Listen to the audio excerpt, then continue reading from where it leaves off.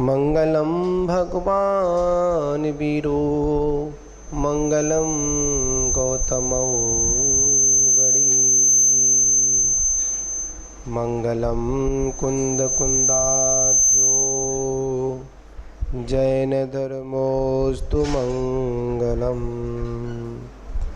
सर्वमंगलमांगल्यम सर्वकल्याणिकारकम् प्रधानां सर्वधर्माणां जैनं जयतु शासनं जैनं जयतु शासनं जैनं जयतु शासनम्।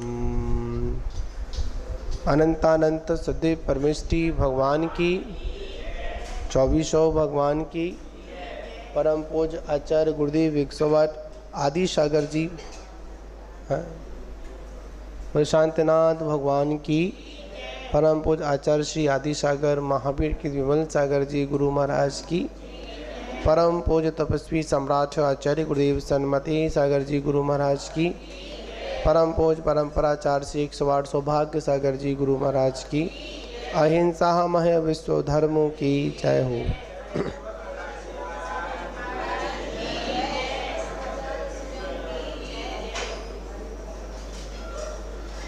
मानो बाबू, कल हम लोगों ने आचार भक्ति के बारे में समझा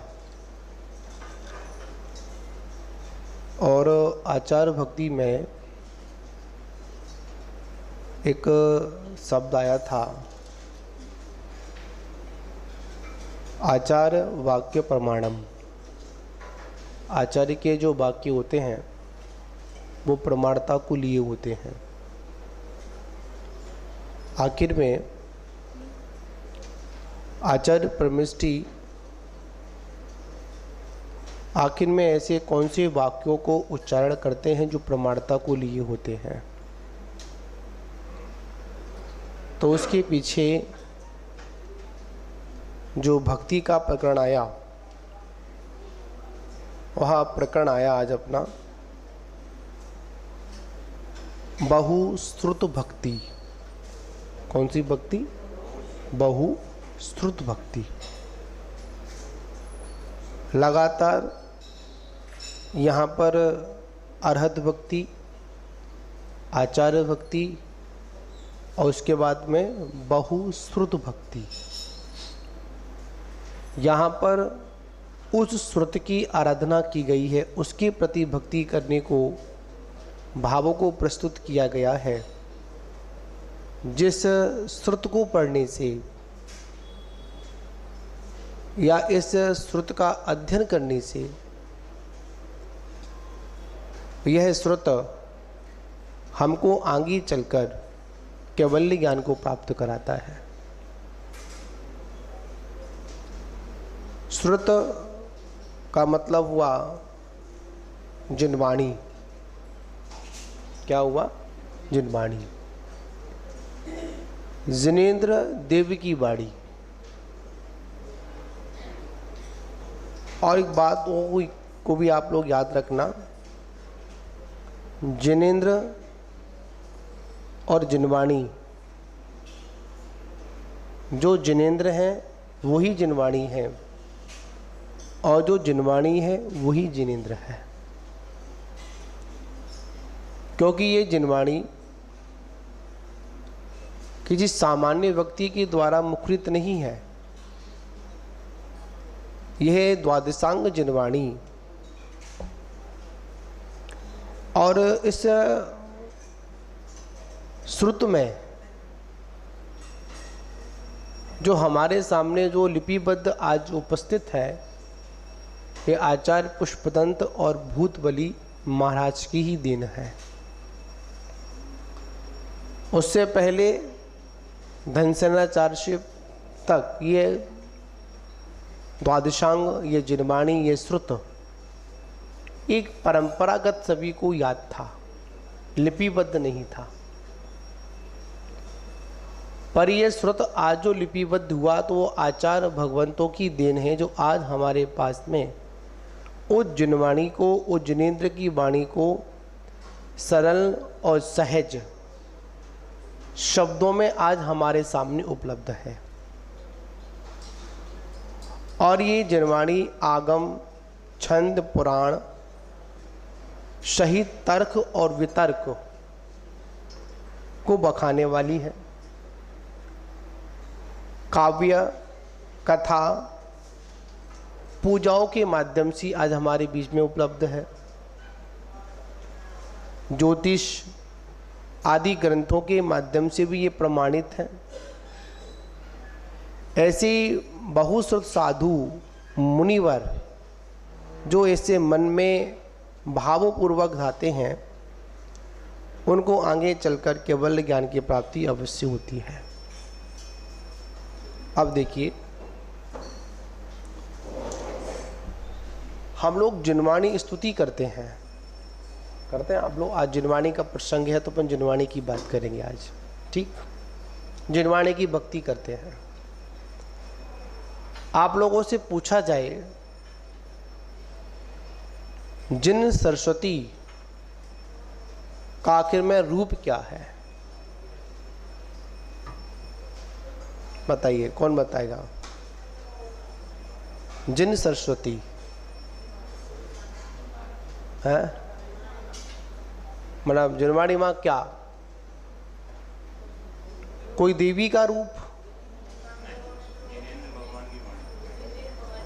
रुकिए, हाँ बोलिए, कौन बोलेगा? जिनेंद्र भगवान की वाणी। आखिर कोई रूप तो होगी, कोई आकार तो उसका होगा।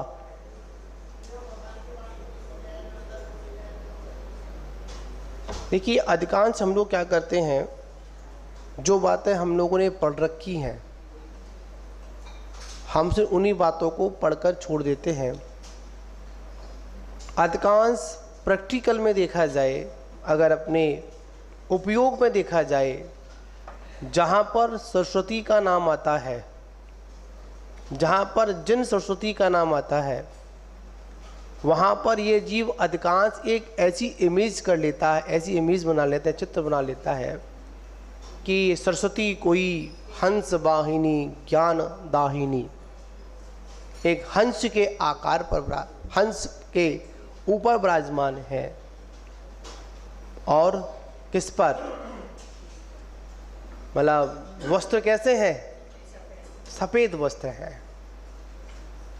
हाथ में क्या है? वीणा है। वास्तविकता में देखा जाए, ये तो मात किसी एक देवी का रूप है, जिनवाणी का रूप नहीं है। अधिकांश हम लोगों के मस्तिष्क में यही बात बैठी रहती है कि सरस्वती का मतलब एक कोई स्त्री का रूप। पर यहां पर जिन सरस्वती, जिनवाणी, वैसे अपने यहां पर उल्लेख आता है श्रुत देवता। किसका उल्लेख आता है? श्रुत देवता। एक श्रुत स्कंद विधान भी है अपने यहां पर, श्रुत स्कंद। अपने यहां देखा जाए, श्रुत देवता की आराधना है। अब यहां पर यह वाणी कैसे बना? जिनेंद्र वाणी, जिन वाणी, वाणी स्त्रीलिंग। शब्दों के भेद किए जाए तो वाणी क्या हुई? स्त्रीलिंग। क्योंकि जब अपन भेद करते हैं, कुछ शब्द स्त्रीलिंग होते हैं, कुछ शब्द पुल्लिंग होते हैं और कुछ शब्द नपुंसक लिंग होते हैं। अपन जब व्याकरण पढ़े होंगे आप लोग अपने ज़माने में, या फिर संस्कृत पढ़े होंगे, हिंदी में पढ़े होंगे, तो हिंदी में और संस्कृत में और प्राकृत में अधिकांश ये शब्दों का उच्चारण आता है, स्त्रीलिंग, पुल्लिंग और नपुंसक लिंग। इन लिंगों के अनुसार हम लोगों ने क्या किया? अरे वाणी शब्द आया तो वाणी मतलब स्त्रीलिंग लगा दिया। अब यहां पर क्या होगा? किसी स्त्री की क्या कर दी जाए? संरचना कर दी जाए। नहीं, ऐसा नहीं है। हम लोगों को यहां पर जिनेंद्र वाणी को मात्र एक जो दिव्य धुनी है, मात उसको उतने में ही स्वीकार करना चाहिए। और जो हमारे सामने शब्द लिखा हुआ है ये श्रुत देवता है। क्या देवता है? श्रुत देव। श्रुत मतलब पुल्लिंग, और देवता माने देव लगा दिया, वाणी में देवी लगा दिया, और देवता में श्रुत में क्या लगा दिया? दो शब्द है, एक श्रुत एक श्रुति। श्रुति किसका हुआ? स्त्रीलिंग में चला गया। श्रुत किस में आ गया? पुल्लिंग में आ गया। तो यहां पर जो भी श्रुत आज हमारे सामने उपस्थित है, ये श्रुत किनके द्वारा प्रकाशित है? जनेंद्र भगवान के द्वारा प्रकाशित है। अब आप लोग बोलते ना, अपन बोलते हे शारदे माँ, हे शारदे माँ, अज्ञानता से हमें तार दे माँ, बोलते ना। अब यहां पर इसको श्रुत को माँ की उपमा दी, जिनवाणी को माँ की उपमा दी गई। जिनवाणी माँ क्यों दी गई? मात इसलिए दी गई कि बच्चा अगर किसी की बात माने या ना माने, हर किसी से अपनी बात को छुपा सकता है, पर अपनी मां से किसी भी बात को ना छुपा सकता है और ना मां से कोई बात छुप सकती है। समझे ना आप लोग? तो यहां पर यह है कि जिनवाणी मां ही हमको जिनेंद्र भगवान से क्या कराती है? परिचय कराती है। ये जिनवाणी एक अनुयोग में नहीं है। कितने अनुयोग में है? 4 अनुयोग में है। 4 अनुयोग कौन कौन से? प्रथमान योग, करणान योग, चरणान योग और द्रव्यान योग। चारों अनुयोग हैं। अगर इस जिनवाणी में से अगर एक अनुयोग को अगर हटा दिया जाए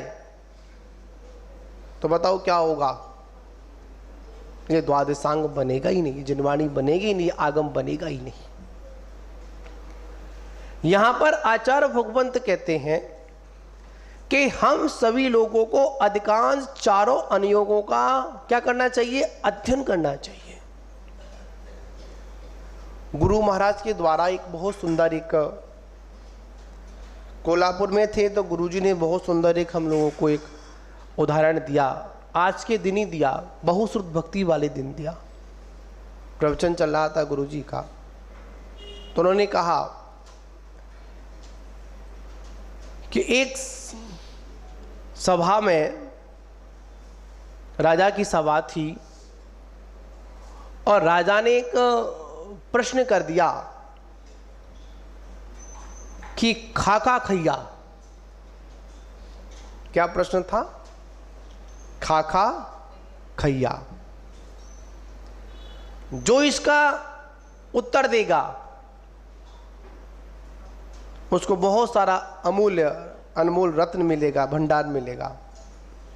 ठीक है, पर एक शर्त भी थी, पर जो नहीं बता पाएगा उसकी सारी की सारी पोथी पत्रा राज खजाने में जब्त कर ली जाएगी। ठीक, जैसे ये पूरे में शोर हो गया, संदेश राजा का पहुंच गया, तो प्रश्न क्या था? खाका खैया। ठीक है, सभी ने पत्रा खोली, पर कहीं पर भी ये विषय मिला ही नहीं। और कुछ लोग तो डर के नहीं जा रहे थे, हमारी पूरी पत्रा चली जाएंगी। तो उन्हें क्या करना चाहिए कि सभी शांत, सारे विद्वान थे, सारे ज्ञानी पुरुष शांत बैठ के, जो अपने को विद्युत कहते थे। तो उस समय एक व्यक्ति था, वो कहता राजा के पास मैं जाऊंगा। और ठीक है, उन्हें ये सारी पोथी पत्रा ये भी लेके जाऊंगा। उन्हें क्या किया? उसने एक मंगाया गधा। क्या मंगाया? गधा। और गधा पे उसने पोथी पत्रा तो नहीं रखी, उसने जो ईंट होती, ईंटों को कपड़ा लपेट लपेट कर क्या कर लिया? उस गधे पर लाद लिया और लेकर चल दिया राजमहल। लोगों ने बहुत समझाया, अरे कहाँ जा रहे हो, फंस जाओगे, राजा दंडित करेगा। तुमको आता है क्या? अरे आप चिंता मत करो, मैं सारा काम निपटा दूंगा। ठीक है। राज दरबार में पहुंचे। राज दरबार लगा हुआ था, सारे मंत्रीगण, सारे सभासदगण, और राजा भी उस दरबार में बैठा हुआ, ऊंचे सिंहासन में बैठा हुआ। तो द्वारपाल ने उसको अंदर भेजा कि महाराज आपके प्रश्न का जवाब देने आया है। ठीक है, देने को तैयार हूँ। क्या प्रश्न क्या है बताए आप लोगों को? बताओ क्या प्रश्न है? खाका खैया। उसने कहा रुको, खाका खैया का जवाब तो बाद में दूंगा, पहले उससे पहले आप मेरे 3 प्रश्न का जवाब दो। मैं तो दूंगा। उन्हें बोलो क्या है? ये खाका खैया शब्द है ना, इससे पहले 3 शब्द और हैं। उन्हें क्या? जुते जुतैया, बुवे बुवैया, कटे कटैया, फिर आवेगा खाका खैया। समझ गए ना आप लोग? ये 4 शब्द हैं। गुरुजी का प्रवचन था। फिर सुनेंगे आप लोग। बुवे बुवैया, पहले बोएगा ना, पहले जोतेगा, जुते जुतैया, उसके बाद क्या करेगा? बुवे बुवैया, उसके बाद में क्या आएगा? फसल बड़ी होगी तो कटे कटैया, उसके बाद में क्या आएगा? खाका खैया। समझ गए ना? ये चारों के चारों अनियोग हैं। कितने अनियोग हैं? 4 अनियोग हैं। बुवे बुवैया नहीं, जुते जुतैया जो प्रथमान योग होता है ना, वो हमारी भूमि को जोतता है। हमारी भूमि में जो अनेक प्रकार की जो विकृतियां आ चुकी है ना, कठोर हो चुकी है, उसमें घास उग आई है, कसाय भाव पैदा हो गए हैं, अव्रत की अवस्था पड़ी हुई है, तो क्या करना कि प्रथमान योग जो है ना, हमारी अंतरंग की भूमि को, हमारे हृदय को जोतने का काम करता है। अरे उन महान पुरुष ने ऐसा किया था, उनके जीवन में ऐसा हुआ था, तो हम भी कैसा करेंगे? वैसा ही करेंगे। तो ये कौन काम करता है? हमारा प्रथमान योग करता है। उसके बाद बुवे बुवैया, कल्याण योग कहता है कि जैसा तुमने किया है, जैसा तुमने बोया है, वो वैसा ही फल मिलेगा। कल्याण योग क्या है? भावों की स्तुति। समझे ना? तो वहां पर क्या आया? बुवे बुवैया, जैसा बोओगे वैसा ही वो पेड़ उगेगा। उसके बाद में क्या आता है? कटे कटैया, जैसा बोया है ना वैसा ही काटोगे। ये कौन कहता है? ये हमारा चरणान योग कहता। अगर अच्छा बोया होता तो अच्छा मिला होता, अगर बुरा बोया है तो आपको अच्छा कभी नहीं मिल सकता है। जैसे आपने पेड़ बो दिया बमूर का, और आम चाहो तो कहां से मिलेंगे? नहीं मिलेंगे। कटे कटैया, चरणान योग हमको चलने की प्रेरणा देता है। चलिए संभलिए, गिर जाओ कोई बात नहीं, फिर उठ जाओ। एक चींटी अपनी मंजिल तक पहुंचने के लिए कितनी बार गिरती है? गिरती नहीं गिरती? अब क्या वो अपने लक्ष्य से पीछे हट जाती है? जितनी बड़ी खुद नहीं होती है ना, उतना बड़ा वो ढेला लेकर चलती है, खिसका खिसका कर, खिसका खिसका कर। गिर भी जाती है, फिर भी क्या करती है? चलती रहती है। और एक समय कैसा आता है? अपनी मंजिल को प्राप्त कर लेती है। उसके बाद क्या आता है? द्रव्यान योग, अध्यात्म योग। मात इसमें कुछ नहीं करना। द्रव्यान योग है मात अपने द्रव्य को पहचानना, इसके अलावा सारे द्रव्यों को अपने आप छूट जाना। जब हम अपनी वस्तु को पहचान लेंगे तो सारी वस्तु अपने आप छूट जाती है। बहुत अच्छा एक उदाहरण आता है। जैसे आप लोग कोई प्रोग्राम करते हैं, प्रोग्राम महिलाएं लोग प्रोग्राम करती हैं, उसमें सभी का एक ड्रेस कोड होता है ना, और उन ड्रेस कोड में सभी को पीछे से देखा है, सभी लोग एक से लगते हैं, और वहां पर उसका बच्चा आया, बच्चा छोटा सा, और उन माओ को पीछे से देखे, कभी इसकी साड़ी पकड़ेगा, कभी उसकी साड़ी पकड़ेगा, कभी वहां जाएगा, कभी वहां जाएगा, कभी वहां जाएगा, और जैसे ही उस साड़ी को पकड़कर एक बार अपनी माँ का पल्लू पकड़ ले, चेहरा देख लेता है, समझे ना, एक बार सिर्फ अपनी माँ को सिर्फ माँ के चेहरे को देख लेता है ना, उसके बाद उस बच्चे को फिर भीड़ में छोड़ देना, फिर किसी का पल्ला नहीं पकड़ेगा, सीधे अपनी माँ की गोद में आकर बैठ जाएगा। इसको कहते हैं द्रव्यान योग। एक बार हमारी आत्मा से हमारा परिचय हो जाता है, ज्यादा बार नहीं, सिर्फ एक बार परिचय हो जाता अपनी आत्मा का, उसके बाद कितना भी घूमना, कितने ही मन में विकल्प आना, लौट कर कहां आ जाओगे? अपनी आत्मा के पास आ जाओगे। इसको क्या कहते हैं अपन? द्रव्यान योग कहते हैं। द्रव्यान योग पूरा सार है। किसका सार है? जिनवाणी का सार है। इसमें क्या सिखाया जाता है? जीव जुदा, पुद्गल जुदा। जीव जुदा है और पुद्गल भी जुदा है, शरीर अलग है, आत्मा अलग है। इसमें से मात्र अपनी आत्मा का ही चिंतन करना है, अन्य द्रव्यों का कोई भी चिंतन नहीं करना है। अभी तक इस संसार में हम लोगों ने किसी का चिंतन किया तो किसका किया? अपनी आत्मा के अलावा सब वस्तुओं का चिंतन किया, सब वस्तुओं ख्याल में आई, पर अभी तक हमारी आत्मा हमारे ख्याल में नहीं आई। ये कौन बताता है? ये बताने वाला अगर कोई है तो ये हमारा जिन आगम है। जिन आगम चारों अनुयोग से विभूषित है, चार इसके अंग हैं। अगर इसमें से अगर एक अंग भी चला जाएगा ना तो क्या होगा? ज्यादा समय तक छोड़ो, वो द्वादशांग हमारी समझ में आएगा ही नहीं। कुछ लोग तो प्रथमान योग को छोड़ देते हैं, समझ में नहीं आता हमारे। बहुत में कहानी किस्से होते हैं, कहाँ की बात कहाँ जोड़ देते हैं, कहाँ की बात कहाँ जोड़ देते हैं। और बहुत से लोग तो ये बोलते हैं जिनवाणी को पढ़कर, प्रथमान योग को पढ़कर कभी कभी हमारे अंदर सांसारिक भावना भी उत्पन्न हो जाती है। अरे ये जिनवाणी का दोष नहीं है, ये तो हमारी सोच का दोष है। प्रथमान योग ग्रंथों का दोष नहीं है।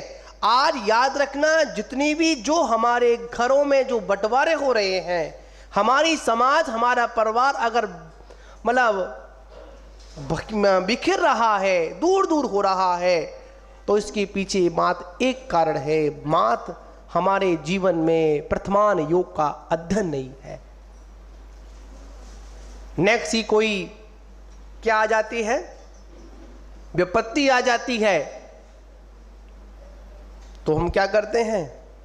तुरंत घबरा जाते हैं। पर याद रखना, हमसे भी विराट विराट विपत्तियां उन सतियों की जीवन में आई, और परिवार के बीच में आई, पर उन्होंने कभी भी विपत्ति में कभी धर्म का साथ नहीं छोड़ा। ये कौन शिक्षा देता है? ये प्रथमान योग शिक्षा देता है। पर हम लोग क्या करते हैं?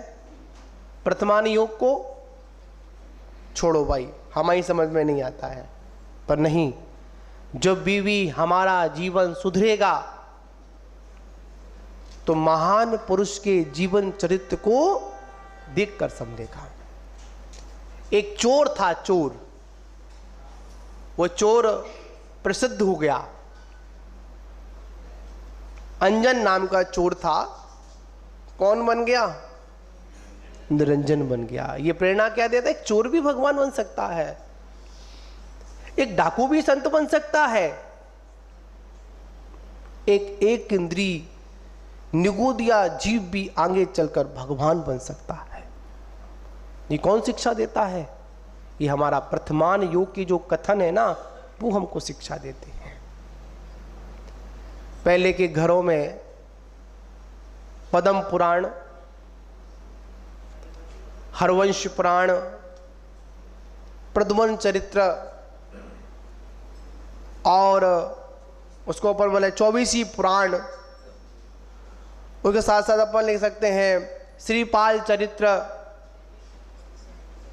अनेक अनेक कथाएं थी जिन शासन की, उन्हों का वाचन होता, मैना सुंदरी की ग्रंथ पढ़े जाते थे। आज तो शायद ऐसा कोई घर होगा, शायद वहां पर जिनवाणी के लिए एक स्थान बनाया होगा, कुछ ही घर होंगे जहां पर जिनवाणी को विराजमान कर क्या करते होंगे हम लोग, घर पर स्वाध्याय करते होंगे। बताओ कितने लोग घर पर स्वाध्याय करते हैं, बताओ 1 2 3 कौन है भाई? स्वाध्याय कितने लोग करते हैं? करते हो? नहीं करते हैं, कुछ लोग करते हैं, पर सभी लोग नहीं करते। क्या अकेले करते हैं? सभी को बिठाल के करते हैं? बस यही तो गड़बड़ है। घर में शांति कैसे रहे? क्या बात है, धर्म का नाम आया तो हम अकेले हैं, वहां पर एकत्व भावना आ जाती है, एक को हम की भावना आ जाती है, हम अकेले, मतलब अकेला मरना, अकेला जीना। और जब घर की जब हिस्से बांट की बात आए तो वहां तो हम साथ साथ हैं।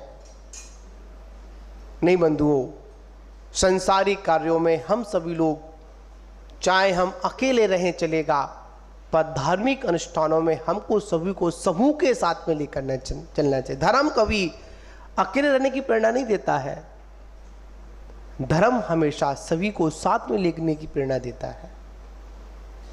तो ये बहुश्रुत भक्ति, जितना हो सके हमको जिनवाणी की क्या करना चाहिए? भक्ति करना चाहिए, जिनवाणी की आराधना करना चाहिए। आराधना कैसे करना चाहिए? याद रखना, जिनवाणी का मात्र एक ही दिन आता है जिसको अपन क्या बोलते हैं? श्रुत पंचमी बोलते हैं। और उस दिन श्रुत पंचमी का मतलब श्रुत अवतरण दिवस। किसका दिवस? इस श्रुत का क्या हुआ था? अवतरण हुआ था। ये श्रुत उस दिन पूर्ण हुआ था, श्रुत पंचमी के दिन। हमको जितना हो सके एक जिनवाणी की सुरक्षा करना किसका काम है? हम सभी का काम है। पूर्व में कहा था, इन जिनवाणी के अक्षरों पर मात्र उंगली फेरने से यह जीव केवल ज्ञान को प्राप्त कर लेता है। किस पर? मां जिनवाणी पर श्रद्धान करने से, जिनवाणी की भक्ति करने से। आज जितना भी जिनके पास जो ज्ञान है वो किसके बल पर है? इस जिनवाणी के बल पर है। बहुत सुंदर एक उदाहरण आता है, कथन आता है आप सभी लोगों के लिए, आप लोग पढ़ते हैं। एक ग्वाले ने एक मुनराज को एक शास्त्र भेंट किया, और शास्त्र भी कहाँ था? पूरे जंगल में आग लगी हुई थी, पर एक वृक्ष सुरक्षित था, उसके आले में, उसके अंदर शास्त्र जी विराजमान थे। चारों ओर आग जल रही है, पर जहां पर शास्त्र विराजमान है ना, वो उतना उतना हिस्सा कैसा है? सुरक्षित है। क्यों है? वह जिनवाणी विराजमान थी।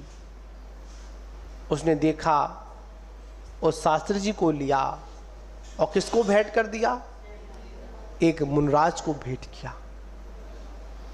और जैसे ही मुनराज को भेंट किया तो वही जीव आगे चलकर कौन बना? आचार्य श्री कुंद कुंद देव स्वामी बने। कौन बने? आचार्य कुंद कुंद देव स्वामी बने, जिन्होंने हमारे बीच में अध्यात्म के ग्रंथों को लिखा। आज सबसे अधिक, आज हम किसी की परंपरा में अगर हैं तो आचार्य श्री कुंद कुंद देव की परंपरा में आज हम लोग हैं। उससे पहले बहुत परंपरा, नंदी परंपरा रही। ठीक, आप लोग पढ़ते होंगे, जब भगवान की प्रशस्ति लिखी जाती है, प्रशस्ति लोग शायद पढ़ते नहीं पढ़ते, बहुत कम लोग पढ़ते हैं, उस पर एक बलात्कार गढ़ लिखकर आता है। क्या आता है? कुंद कुंद आपना बलात्कार गढ़। मतलब हमारे जिन शासन पर हमेशा लोगों ने क्या किया? अत्याचार किया। हम लोगों ने जबरदस्ती अपने इस मार्ग को वहां पर, मतलब इस जिनागम को सुरक्षित रखा है। गिरनार पर भी विवाद हुआ। क्या विवाद हुआ? गिरनार पर भी विवाद हुआ। किनसे हुआ? हमारे पूर्वाचार्यों से, कुंद कुंद स्वामी से विवाद हुआ। वहां पर भी जब विवाद हुआ, शास्त्रार्थ हुआ, तो हमारे बातों को खंडन किया गया। तो पता है, पीछे उन्होंने एक पर्दे के अंदर एक देवी को स्थापित कर लिया था। इधर बोलते थे, उधर तुरंत जवाब मिलता था। आखिर में जिन शासन की पराजय सी होने लगी। पर याद रखना, सत्य कभी झुकता नहीं है, सत्य तो सत्य होता है। उसके बाद स्वप्न आया और कहा कि एक बार देवी से फिर दोबारा प्रश्न कर देना। दोबारा नहीं बता पाई। वहीं पर शब्द हुआ आदि दिगंबरा, दिगंबरा दिगंबरा, आदि दिगंबरा शब्द का प्रमाणता मिली हम लोगों को। पर आज हम लोग क्या करते हैं? अपने छोटे से ज्ञान के पीछे तुरंत जिनवाणी को कैसा कर देते हैं? अरे जिनवाणी में तो ऐसा लिखा ही नहीं है। बहुत सारे लोग प्रश्न करते हैं हम लोगों से। कुछ प्रश्न बिल्कुल ठीक होते हैं और कुछ प्रश्न कैसे होते हैं?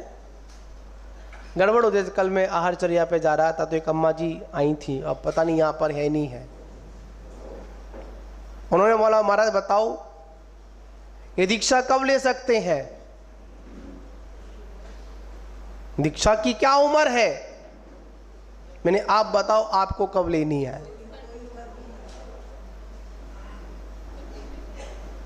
बोलती हैं, मैंने कहा कि जिनकी दीक्षा अगर अंतिम सांस चल रही हो ना, जब तक होशोवास हो, जब तक दीक्षा को स्वीकार कर सकते हैं। और दीक्षा स्वीकार करने के लिए कोई भी उम्र नहीं होती है, पर हमारे भाव होने चाहिए। हाँ, 8 वर्ष के बाद कभी भी ये जीव क्या कर सकता है? दीक्षा को स्वीकार कर सकता है, अपना कल्याण कर सकता है। एक प्रसंग आता है, आज उपस्थित हैं, मुझको चर्चा करता हूं। कुछ लोग बोलते हैं जनेऊ के बारे में। कल चर्चा रास्ते में हुई थी हम लोगों की। कुछ साधु बोलते हैं जनेऊ पहनना चाहिए, और कुछ त्यागीगढ़ आते हैं बोलते हैं कि जनेऊ नहीं पहनना चाहिए। अब समाज दुविधा में, करे तो करे क्या? पहने या नहीं पहने? हाथ में कलावा है तो आहार देंगे, कलावा नहीं है तो आहार देने देंगे, वरना आहार नहीं देने देंगे। बहुत सारे लोग हमारे बीच में प्रश्न लेकर आते हैं। आगम प्रमाण बात करें तो श्रावक के पास में कंकड़ बंधन भी होना चाहिए और जनेऊ भी होना चाहिए। आगम की बात करें, आगम ग्रंथों में, प्रतिष्ठा ग्रंथों में ऐसा उल्लेख है। पर द्रव्य क्षेत्र काल भाव को देखकर कभी कभी आचार्य को कुछ थोड़ा बहुत परिवर्तन करना पड़ता है। पर वो परिवर्तन राजमार्ग नहीं है, अपवाद मार्ग है। आपने जनेऊ पहना, उनसे तर्क पूछा जाए आखिर में आप जनेऊ का निषेध क्यों करते हैं, तो वो बोलते हैं ये क्या बोलते हैं, अशुद्ध है। देखिए, कहीं कहीं समाज की परंपरा, ये परंपरा होती है, कुछ लोग अपने घर से ही स्नान कर कर आते हैं। कहां से आते हैं? घर से स्नान करके आते हैं। आपने जब स्नान किया तो आपका जनेऊ धुल गया और वो शुद्ध हो गया, ठीक। और उसके बाद में आपने घर से वस्त्रों को पहना, फिर आकर आपने मंदिर में आकर भगवान के जो पूजन के वस्त्र थे उनको स्वीकार किया। क्या आपने वहां पर फिर स्नान किया? नहीं किया ना। इस कारण उन त्यागियों ने हमारे विवेक के अभाव होने पर उस क्रिया का निषेध कर दिया। लॉजिक समझिए आप लोग, समझे? इसलिए निषेध किया गया। आज देखिए, आज हम लोग शुद्धि के लिए पहले तो जंगलों में जाते थे। कहां जाते थे? जंगलों में जाते थे। और जंगलों में जाते थे तो जंगल शुद्धि करने जाते थे, तो वहां पर शुद्धि अशुद्धि का कोई भी कपड़े शुद्ध अशुद्ध नहीं, वो जंगल है, स्वाभाविक जगह है वहां पर। और वहां पर भी मतलब जो जनेऊ पहनता है उसके लिए विधान बताया गया, कान में लगाना, लघु शंका में भी और दीर्घ शंका में भी, शौच आदि में भी कान बता। जब ही कब आप जब अशुद्धि में हो तो उससे पूर्व ही इस जनेऊ को क्या करें, अपन व्यवस्थित करें, ठीक। जंगल में जाते थे, इसलिए वहां पर जब तक हम लोग अपनी शुद्धि नहीं कर ले तब तक हम ऊपर के हिस्से को स्पर्श नहीं करते थे अपन, जी हमारी क्रियाएं थी। आज हम लोग कहाँ जाते हैं? जंगलों में नहीं जाते हैं, अपने उसी स्थान पर जाते हैं। और जब वहां जाते हैं तो कितनी भी शुद्धि करने का प्रयास करना वो अशुद्ध ही है। एक ये भी कारण है, बिना कारण के कोई कार्य नहीं होता। एक दो बात समझे ना आप लोग, यहां पर जनेऊ भी ले लेना और हाथ का मोली बंधन भी ले लेना आप लोग, ठीक। समझिए इस चीज को। आखिर में पूर्वाचार्यों ने तो कहा कि जनेऊ पहनिए, पर हम लोगों ने क्या किया? क्रिया का अभाव किया ना, हमने अपना विवेक खो दिया, हटाओ हम नहीं पहनेंगे। इसके बाद एक तर्क और समझिए, किसी की अंत्येष्टि में जाते हैं, सूतक पातक लगता है, एक बार पहन लिया, पहने ही है, उसको उतारते ही नहीं है, ठीक, काम खत्म। समझिए ना आप लोग। महिलाएं लोग अपने अशुद्धि वाले दिनों में भी ध्यान नहीं रखते हैं, वही धागा बंधा हुआ है, वही कलावा बंधा हुआ है, बताओ अशुद्ध हुआ नहीं हुआ। इस कारणों से वर्तमान में द्रव्य क्षेत्र काल भाव की स्थिति को देखते हुए उन आचार्यों ने, उन मुनियों ने कहा कि इससे अच्छा तो यह कि आप उसको पहनो ही मत, पर वहां पर उसको क्लियर करना चाहिए। पर याद रखना, अगर ऐसे ही हम अगर जिनागम की बातों को अगर हटाते रहेंगे तो एक समय हम लोग शून्य स्थिति पर आ जाएंगे। क्या आ जाएंगे? शून्यता आ जाएगी, हमारा जिनागम लुप्त हो जाएगा, हमारी ये बहुश्रुत भक्ति है ना, हमारी खत्म हो जाएगी। एक बार जिनागम में चरणान योग को पढ़िए, कथा को उसको पढ़िए, क्रिया को उसको पढ़िए, तब समझ में आएगा कि हमारी कौन कौन सी क्रिया कब और कहां पर करने योग्य है। पर हम लोग क्या करते हैं? हटाओ इसको। जैसे कलिसा माता जी बोल रही थी आप सब लोगों से, जब भी आप मुनराज को आहार दान दें, और आहार दान देते समय हमको अपने वस्त्र कैसे रखने चाहिए? शुद्ध ही वस्त्र रखने चाहिए। ऐसा नहीं करना चाहिए हमने आज धोए 4 दिन के बाद कहां से निकाला? अपनी अलवाली से निकाला, धुले हुए हैं ना, शुद्ध हैं, लाओ हम इसको पहन लें। नहीं, जब भी हम शुद्ध वस्त्रों को पहने, सोले के वस्त्रों को पहने ना, तो उससे पहले हमको अपनी पूर्ण शुद्धि का विशेष ध्यान रखना चाहिए। आज हमारे दिमाग में विवेक नहीं है। क्यों नहीं है? क्योंकि हमारे बीच में बहुश्रुत भक्ति आगम का वास्तविक ज्ञान नहीं है। आज हमारे पास में ऊपरी ज्ञान है, जिसको आज अपन कहें, आज हमारे पास में शॉर्ट ज्ञान है। कौन सा ज्ञान है? शॉर्ट ज्ञान है, पूर्णता वाला ज्ञान नहीं है। हम तत्व को समझते ही नहीं है। समझिए। और जब तक हम लोग नहीं समझेंगे, जब तक काम चलने वाला नहीं है। ये जिनवाणी माँ की भक्ति, माँ अर्घ चढ़ा देना, ये भक्ति नहीं है। ये तो कोई भी चढ़ा देगा। जिनवाणी की बात को मानना, ये जिनवाणी की भक्ति है। हम बहुत आसानी से कह देते हैं ना, अरे हमारी जिनवाणी में नहीं है, ये नहीं है, ऐसा नहीं है, वैसा नहीं है। हम वर्तमान योग पढ़ते हैं, उनमें सारा का सारा कथन मिलता है, सुनने को मिलता है, पढ़ने को मिलता है। तो महानुभावों, अगर अपने जीवन को आनंद में, मंगल में करना है तो किसकी भक्ति करिए? जिन श्रुत की भक्ति करिए, बहुश्रुत भक्ति को करिए। द्रव्य श्रुत को आलम्बन लेकर अपने भाव श्रुत को प्रस्तुत करिए। याद रखना, जब तक द्रव्य श्रुत का आलम्बन नहीं लेंगे, जब तक क्या नहीं होगा? जब तक भाव श्रुत भी हमारा मतलब केवल ज्ञान प्रकट होने वाला नहीं है। तो महानुभावों, आज इतना ही कि हम लोगों ने समझा कि क्या करना है हम लोगों को? बहुश्रुत भक्ति, मतलब जिनवाणी की भक्ति करना है। जितना हो सके भक्ति करें, तभी हमारा कल्याण होगा। जय बोलो शांतिनाथ भगवान की जय। गुरुजी ने बहुत सुंदर एक हम लोगों को एक उदाहरण दिया, आज के दिन ही दिया, बहुश्रुत भक्ति वाले दिन दिया। प्रवचन चल रहा था गुरुजी का, तो उन्होंने कहा कि एक सभा में, राजा की सभा थी, और राजा ने एक प्रश्न कर दिया कि खाका खैया। क्या प्रश्न था? खाका खैया।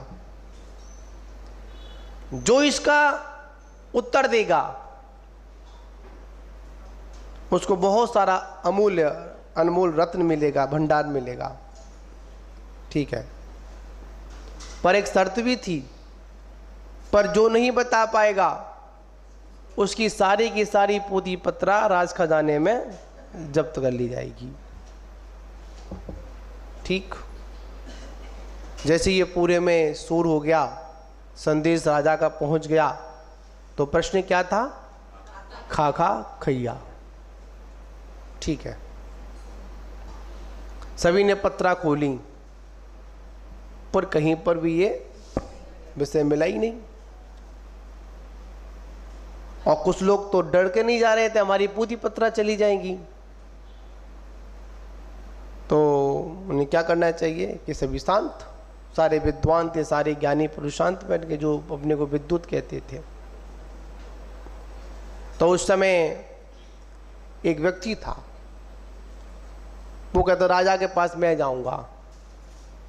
और ठीक है, उन्हें ये सारी पोथी पत्रा ये भी लेके जाऊंगा। उन्हें क्या किया? उसने एक मंगाया गधा। क्या मंगाया? गधा। और गधा पे उसने पोथी पत्रा तो नहीं रखी, उसने जो ईंट होती, ईंटों को कपड़ा लपेट लपेट कर क्या कर लिया, वो गधे पर लाद लिया और लेकर चल दिया राजमहल। लोगों ने बहुत समझाया, अरे कहाँ जा रहे हो, फंस जाओगे, राजा दंडित करेगा, तुमको वो आता है क्या? अरे आप चिंता मत करो, मैं सारा काम निपटा दूंगा। ठीक है, राज दरबार में पहुंचे। राज दरबार लगा हुआ था, सारे मंत्रीगण, सारे सभासदगण, और राजा भी उस दरबार में बैठा हुआ, ऊंचे सिंहासन में बैठा हुआ। तो द्वारपाल ने उसको अंदर भेजा कि महाराज आपके प्रश्न का जवाब देने आया है। ठीक है, देने को तैयार हूँ। क्या प्रश्न क्या है बताए आप लोगों को? बताओ क्या प्रश्न है? खाका खैया। उसने कहा रुको, खाका खैया का जवाब तो बाद में दूंगा, उससे पहले आप मेरे 3 प्रश्न का जवाब दो। मैं तो दूंगा। उन्हें बोलो क्या है? ये खाका खैया शब्द है ना, इससे पहले 3 शब्द और हैं। उन्हें क्या? जुते जुतैया, बुवे बुवैया, कटे कटैया, फिर आवेगा खाका खैया। समझ गए ना आप लोग? ये 4 शब्द हैं, गुरुजी का प्रवचन था। फिर सुनेंगे आप लोग बवे बोवैया। पहले बोएगा ना, पहले जोतेगा, जोते जोतैया। उसके बाद क्या करेगा? बोवे बोवैया। उसके बाद में क्या आएगा? फसल बड़ी होगी तो कटे कटैया। उसके बाद में क्या आएगा? खा खा खैया। समझ गए ना? ये चारों के चारों अनियोग हैं। कितने अनियोग हैं? 4 अनियोग हैं। बवे बोवैया नहीं, जोते जोतैया जो प्रथमान योग होता है ना, वो हमारी भूमि को जोतता है।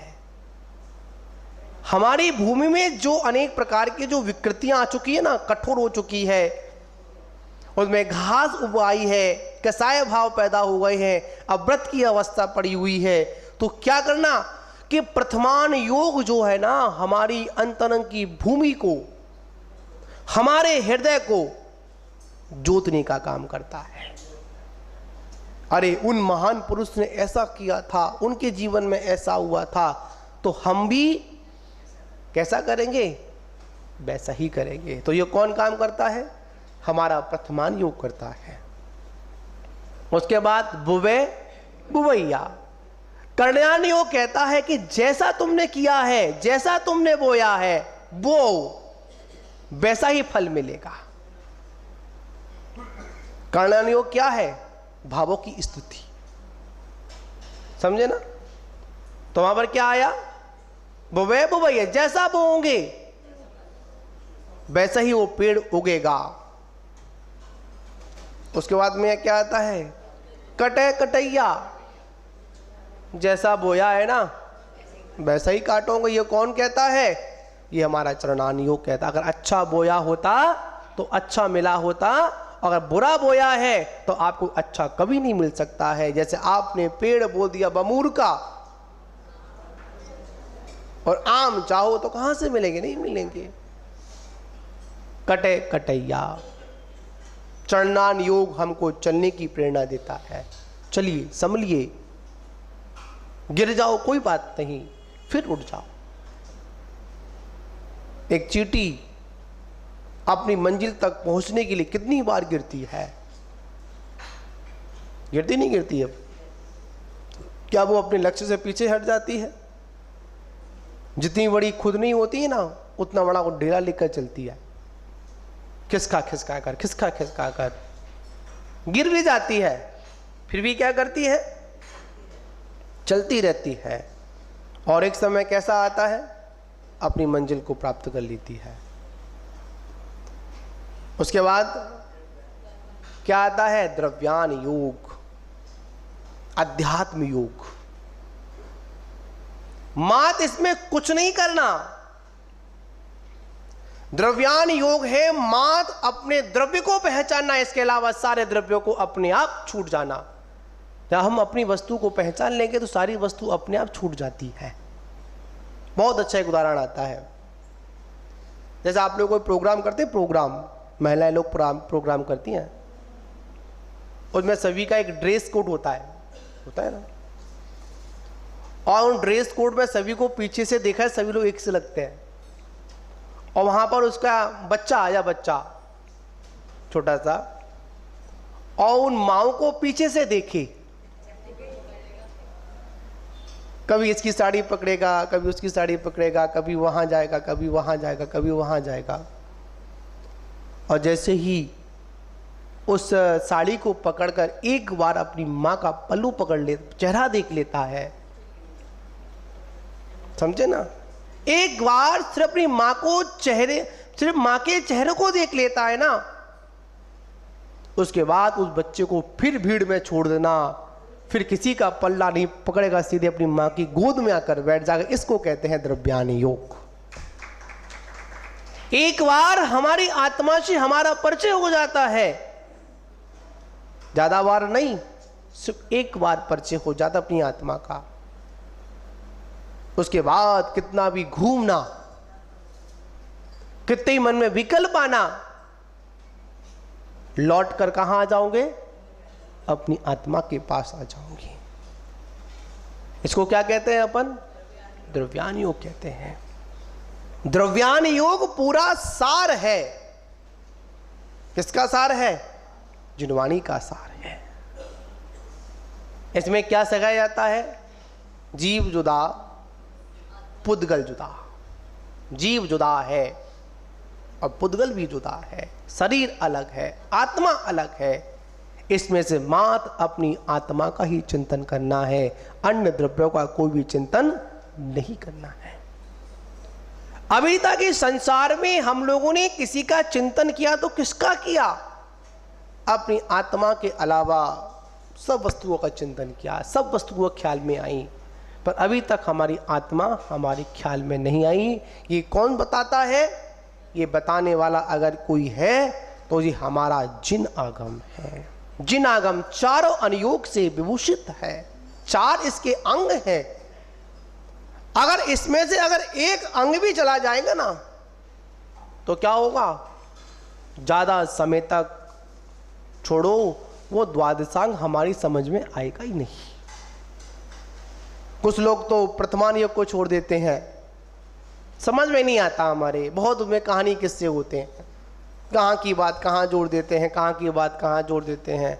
और बहुत से लोग तो ये बोलते हैं जिनवाणी को पढ़कर, प्रथमान योग को पढ़कर कभी कभी हमारे अंदर सांसारिक भावना भी उत्पन्न हो जाती है। अरे ये जिनवाणी का दोष नहीं है, ये तो हमारी सोच का दोष है। प्रथमान योग ग्रंथों का दोष नहीं है। आज याद रखना, जितनी भी जो हमारे घरों में जो बंटवारे हो रहे हैं, हमारी समाज, हमारा परिवार अगर मतलब बिखर रहा है, दूर दूर हो रहा है, तो इसके पीछे मात्र एक कारण है, मात्र हमारे जीवन में प्रथमान योग का अध्ययन नहीं है। नेक्स्ट ही कोई क्या आ जाती है? विपत्ति आ जाती है तो हम क्या करते हैं? तुरंत घबरा जाते हैं। पर याद रखना, हमसे भी विराट विराट विपत्तियां उन सतियों की जीवन में आई, उन परिवार के बीच में आई, पर उन्होंने कभी भी विपत्ति में कभी धर्म का साथ नहीं छोड़ा। ये कौन शिक्षा देता है? ये प्रथमान योग शिक्षा देता है। पर हम लोग क्या करते हैं? प्रथमान योग को छोड़ो भाई, हमारी समझ में नहीं आता है। पर नहीं, जब भी हमारा जीवन सुधरेगा तो महान पुरुष के जीवन चरित्र को देखकर समझेगा। एक चोर था, चोर, वो चोर प्रसिद्ध हो गया। अंजन नाम का चोर था, कौन बन गया? निरंजन बन गया। ये प्रेरणा क्या देता है? एक चोर भी भगवान बन सकता है, एक डाकू भी संत बन सकता है, एक इंद्री निगोदिया जीव भी आगे चलकर भगवान बन सकता है। ये कौन शिक्षा देता है? ये हमारा प्रथमान योग की जो कथन है ना, वो हमको शिक्षा देते हैं। पहले के घरों में पद्म पुराण, हरवंश पुराण, प्रद्युम्न चरित्र और उसको ऊपर बोले 24 पुराण, उसके साथ साथ अपन लिख सकते हैं श्रीपाल चरित्र। अनेक अनेक कथाएं थी जिन शासन की, उन्हों का वाचन होता, मैना सुंदरी की ग्रंथ पढ़े जाते थे। आज तो शायद ऐसा कोई घर होगा, शायद वहां पर जिनवाणी के लिए एक स्थान बनाया होगा, कुछ ही घर होंगे जहां पर जिनवाणी को विराजमान कर क्या करते होंगे हम लोग? घर पर स्वाध्याय करते होंगे। बताओ कितने लोग घर पर स्वाध्याय करते हैं? बताओ, 1 2 3। कौन है भाई? स्वाध्याय कितने लोग करते हैं? करते हो? ये करते हैं, कुछ लोग करते हैं। पर सभी लोग नहीं करते। क्या अकेले करते हैं, सभी को बैठाल के करते हैं? बस यही तो गड़बड़ है। घर में शांति कैसे रहे? क्या बात है। धर्म का नाम आया तो हम अकेले हैं, वहां पर एकत्व भावना आ जाती है, एक को हम की भावना आ जाती है। हम अकेले, मतलब अकेला मरना, अकेला जीना। और जब घर की जब हिस्से बांट की बात आए तो वहां तो हम साथ साथ हैं। नहीं बंधुओं, संसारिक कार्यों में हम सभी लोग, चाहे हम अकेले रहें चलेगा, पर धार्मिक अनुष्ठानों में हमको सभी को समूह के साथ में लेकर चलना चाहिए। धर्म कभी अकेले रहने की प्रेरणा नहीं देता है, धर्म हमेशा सभी को साथ में लेने की प्रेरणा देता है। तो ये बहुश्रुत भक्ति, जितना हो सके हमको जिनवाणी की क्या करना चाहिए? भक्ति करना चाहिए, जिनवाणी की आराधना करना चाहिए। आराधना कैसे करना चाहिए? याद रखना, जिनवाणी का मात्र एक ही दिन आता है जिसको अपन क्या बोलते हैं? श्रुत पंचमी बोलते हैं। और उस दिन श्रुत पंचमी का मतलब श्रुत अवतरण दिवस। किसका दिवस? इस श्रुत का क्या हुआ था? अवतरण हुआ था। ये श्रुत उस दिन पूर्ण हुआ था, श्रुत पंचमी के दिन। हमको जितना हो सके एक जिनवाणी की सुरक्षा करना किसका काम है? हम सभी का काम है।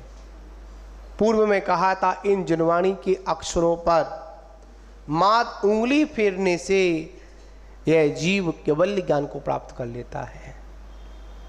किस पर? मां जिनवाणी पर श्रद्धान करने से, जिनवाणी की भक्ति करने से। आज जितना भी जिनके पास जो ज्ञान है वो किसके बल पर है? इस जिनवाणी के बल पर है।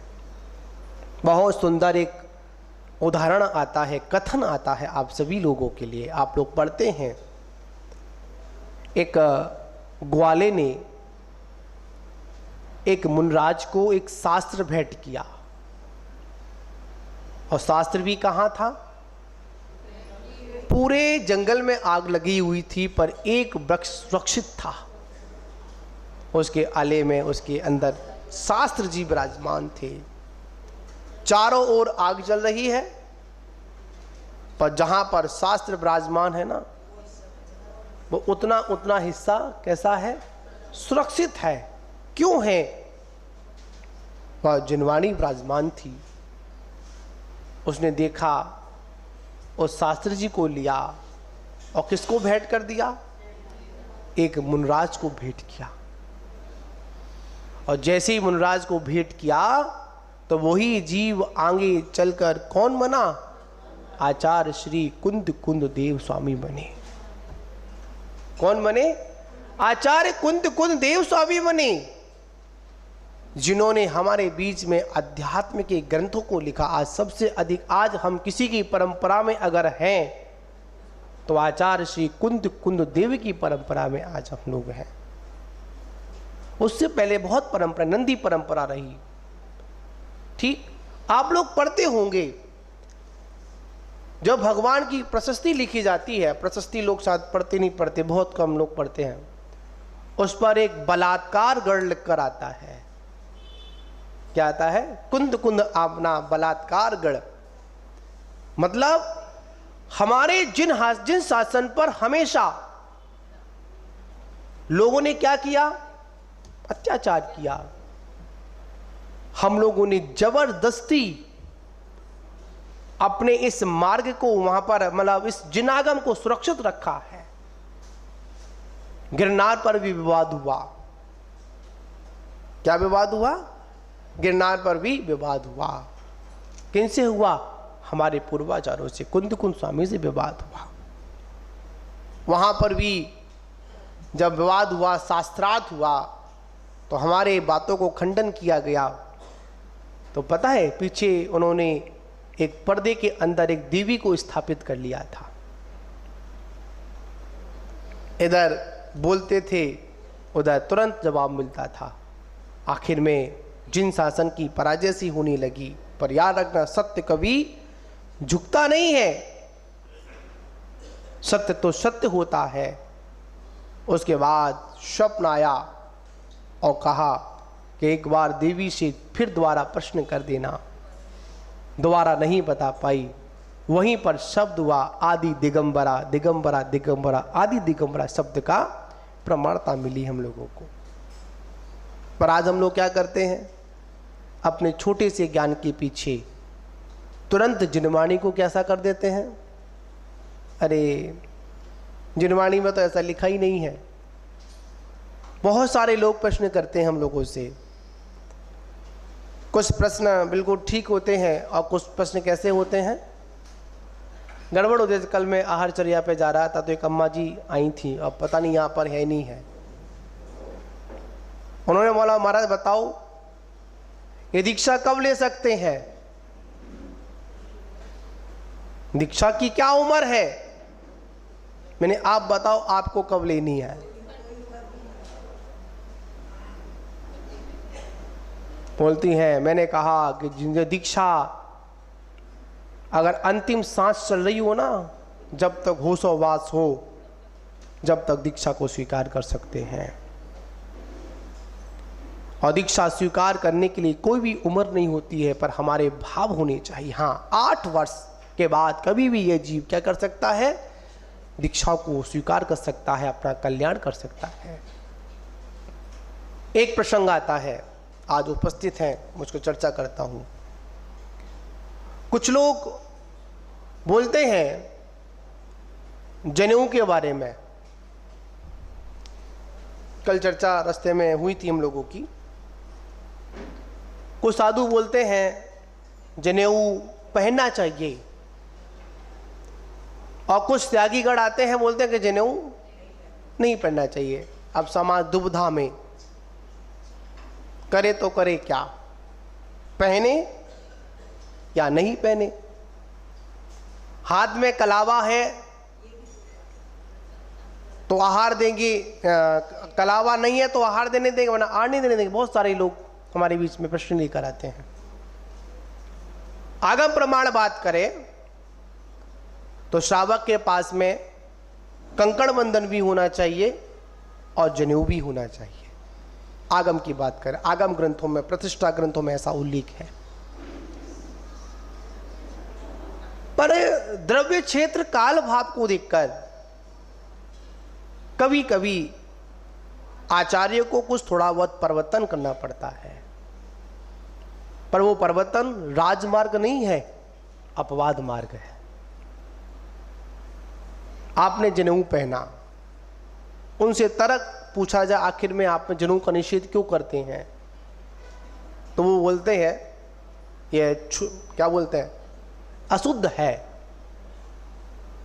देखिए, कहीं कहीं समाज की परंपरा, ये परंपरा होती है, कुछ लोग अपने घर से ही स्नान कर कर आते हैं। कहां से आते हैं, घर से स्नान करके आते हैं। आपने जब स्नान किया तो आपका जनेऊ धुल गया और वो शुद्ध हो गया, ठीक। और उसके बाद में आपने घर से वस्त्रों को पहना, फिर आकर आपने मंदिर में आकर भगवान के जो पूजन के वस्त्र थे उनको स्वीकार किया। क्या आपने वहां पर फिर स्नान किया? नहीं किया ना। इस कारण उन त्यागियों ने हमारे विवेक के अभाव होने पर उस क्रिया का निषेध कर दिया। लॉजिक समझिए आप लोग, समझे, इसलिए निषेध किया गया। आज देखिए, आज हम लोग शुद्धि के लिए पहले तो जंगलों में जाते थे। कहां जाते थे? जंगलों में जाते थे। और जंगलों में जाते थे तो जंगल शुद्धि करने जाते थे, तो वहां पर शुद्धि अशुद्धि का कोई भी कपड़े शुद्ध अशुद्ध नहीं, वो जंगल है, स्वाभाविक जगह है वहां पर। और वहां पर भी मतलब जो जनेऊ पहनता है उसके लिए विधान बताया गया, कान में लगाना, लघु शंका में भी और दीर्घ शंका में भी, शौच आदि में भी कारण बता। जब ये कब आप जब अशुद्धि में हो तो उससे पूर्व ही इस जनेऊ को क्या करें, अपन व्यवस्थित करें। ठीक, जंगल में जाते थे, इसलिए वहां पर जब तक हम लोग अपनी शुद्धि नहीं कर ले तब तक हम ऊपर के हिस्से को स्पर्श नहीं करते थे अपन। ये हमारी क्रियाएं थी। आज हम लोग कहाँ जाते हैं, जंगलों में नहीं जाते हैं, अपने उसी स्थान पर जाते हैं। और जब वहां जाते हैं तो कितनी भी शुद्धि करने का प्रयास करना वो अशुद्ध ही है। एक ये भी कारण है, बिना कारण के कोई कार्य नहीं होता। एक दो बात समझे ना आप लोग, यहां पर जनेऊ भी ले लेना और हाथ का मोली बंधन भी ले लेना आप लोग। ठीक, समझिए इस चीज को। आखिर में पूर्वाचार्यों ने तो कहा कि जनेऊ पहनिए, पर हम लोगों ने क्या किया, क्रिया का अभाव किया ना, हमने अपना विवेक खो दिया, हटाओ हम नहीं पहनेंगे। इसके बाद एक तर्क और समझिए, किसी की अंत्येष्टि में जाते हैं, सूतक पातक लगता है, एक बार पहन लिया, पहने ही है, उसको उतारते ही नहीं है। ठीक, काम खत्म। समझिए ना आप लोग। महिलाएं लोग अपने अशुद्धि वाले दिनों में भी ध्यान नहीं रखते हैं, वही धागा बंधा हुआ है, वही कलावा बंधा हुआ है, बताओ नहीं हुआ। इस कारणों से वर्तमान में द्रव्य क्षेत्र काल भाव की स्थिति को देखते हुए उन आचार्यों ने, उन मुनियों ने कहा कि इससे अच्छा तो यह कि आप उसको पहनो ही मत। पर वहां पर उसको क्लियर करना चाहिए। पर याद रखना, अगर ऐसे ही हम अगर जिनागम की बातों को अगर हटाते रहेंगे तो एक समय हम लोग शून्य स्थिति पर आ जाएंगे। क्या आ जाएंगे? शून्यता आ जाएगी, हमारा जिनागम लुप्त हो जाएगा, हमारी ये बहुश्रुत भक्ति है ना, हमारी खत्म हो जाएगी। एक बार जिनागम में चरणान योग को पढ़िए, कथा को उसको पढ़िए, क्रिया को उसको पढ़िए, तब समझ में आएगा कि हमारी कौन कौन सी क्रिया कब और कहां पर करने योग्य है। पर हम लोग क्या करते हैं, हटाओ इसको। जैसे कलिसा माता जी बोल रही थी आप सब लोगों से, जब भी आप मुनराज को आहार दान दें, और आहार दान देते समय हमको अपने वस्त्र कैसे रखने चाहिए? शुद्ध ही वस्त्र रखने चाहिए। ऐसा नहीं करना चाहिए हमने आज धोए 4 दिन के बाद कहां से निकाला, अपनी अलवाली से निकाला, धुले हुए हैं ना, शुद्ध हैं, लाओ हम इसको पहन लें। नहीं, जब भी हम शुद्ध वस्त्रों को पहने, सोले के वस्त्रों को पहने ना, तो उससे पहले हमको अपनी पूर्ण शुद्धि का विशेष ध्यान रखना चाहिए। आज हमारे दिमाग में विवेक नहीं है। क्यों नहीं है? क्योंकि हमारे बीच में बहुश्रुत भक्ति आगम का वास्तविक ज्ञान नहीं है। आज हमारे पास में ऊपरी ज्ञान है, जिसको आज अपन कहें, आज हमारे पास में शॉर्ट ज्ञान है। कौन सा ज्ञान है? शॉर्ट ज्ञान है, पूर्णता वाला ज्ञान नहीं है। हम तत्व को समझते ही नहीं है, समझिए। और जब तक हम लोग नहीं समझेंगे, जब तक काम चलने वाला नहीं है। ये जिनवाणी माँ की भक्ति, माँ अर्घ चढ़ा देना, ये भक्ति नहीं है, ये तो कोई भी चढ़ा देगा। जिनवाणी की बात को मानना, ये जिनवाणी की भक्ति है। हम बहुत आसानी से कह देते हैं ना, अरे हमारी जिनवाणी में नहीं है, ये नहीं है, ऐसा नहीं है, वैसा नहीं है। हम वर्तमान योग पढ़ते हैं, उनमें सारा का सारा कथन मिलता है, सुनने को मिलता है, पढ़ने को मिलता है। तो महान बाबू, अगर अपने जीवन को आनंद में, मंगल में करना है तो किसकी भक्ति करिए? जिन श्रुत की भक्ति करिए, बहुश्रुत भक्ति को करिए। द्रव्य श्रुत को आलम्बन लेकर अपने भाव श्रुत को प्रस्तुत करिए। याद रखना, जब तक द्रव्य श्रुत का आलम्बन नहीं लेंगे, जब तक क्या नहीं होगा? जब तक भाव श्रुत भी हमारा मतलब केवल ज्ञान प्रकट होने वाला नहीं है। तो महान बाबू, आज इतना ही कि हम लोगों ने समझा कि क्या करना है हम लोगों को, बहुश्रुत भक्ति मतलब जिनवाणी की भक्ति करना है। जितना हो सके भक्ति करें, तभी हमारा कल्याण होगा। जय बोलो शांतिनाथ भगवान की जय।